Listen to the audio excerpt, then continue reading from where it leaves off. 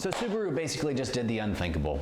They took the STI and they took it into the front yard and they beat it to death with a shovel in front of our eyes. I don't know if you guys have seen the latest press release from Subaru, but basically it says that they are not going to be producing an STI until it can have a fully electric powertrain. Why? I don't think anybody asked for that. What everybody wanted out of the Subaru was more power and more reliability, not an electric drivetrain. Here's why I think this is a terrible move on Subaru's part. The WRX STI has always been a tuner car. It's always been something, obviously it's been an off-roader, it's been a fun car, but it's been something that people love to work on, people love to tune, and that is the beauty of the WRX STI. We didn't want something that's electric. I mean, obviously electric cars, yeah, they're fun, but that's completely missing the point. Subaru basically said that this decision was based on the new EPA regulations and emissions. So basically what they're saying is it's too hard to produce a new engine that's boosted, that is eco-friendly, that's EPA regulated, that fits all of these parameters that a new engine has to fit.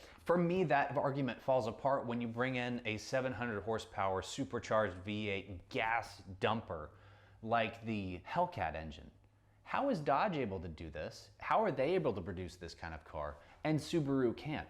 I don't think that's what Subaru is actually saying. I think Subaru has clearly given up trying. And this is gonna make a lot of people mad, but if you take a look at the new WRX, you can kind of see that Subaru is not really paying attention to their target audience anymore. And I'll give you a couple of reasons. Number one, styling. It is horrible. The new WRX is horrible. I'm not the first person to say that, but I believe that the WRX completely missed the mark as far as styling goes. It has these crappy looking plastic fender flares or wheel arches, whatever you want to call them. And it looks like the love child between a Crosstrek and a WRX. Nobody asked for that. Nobody wanted something like that. Yes, the Subaru has always been a rally car. It's always been a car that goes off-road. That is where this car came from. But there are better ways to do it than to make it look cheaper and cheesier. So styling is bad. Performance. The new WRX only has a 3 horsepower bump from this model, which is a 2017. And over the past, I don't know, 20 years, they've only gone up by just a little bit in performance. They've used the same engines, obviously not the exact same engine. The older one was an EJ, this is gonna be an FA engine, but they've used the same setup. It's a 4-cylinder boxer engine with a turbo. I mean, it's not that hard to get much more performance out of these cars.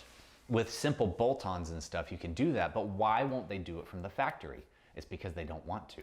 The other glaring problem with the WRX has always been reliability. I'll give you an example. This car right here was never modified. It never had any kind of tune on it. It never had anything done to the engine or the ECU when I bought it. And I made sure because I took it to Subaru, they hooked it up to their computer and they said, nope, this car has never been tuned. Still, I had a lot of engine issues with this car before the warranty ran out. And I had to spend a couple $1,000s on this car just to get it to run right, without any modifications. And the car was still under warranty, mind you. Powertrain warranty did not cover the problems that this engine had. So what is the point of all this? All of this is opinionated.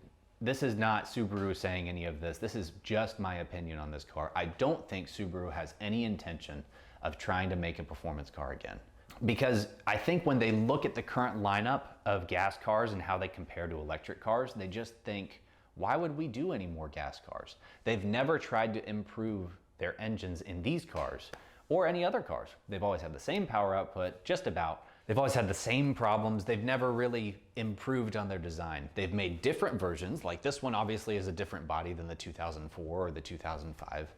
But they've never really made them better. They've always been kind of the same car repackaged and thrown out. At this point, I think Subaru's kind of tired of it.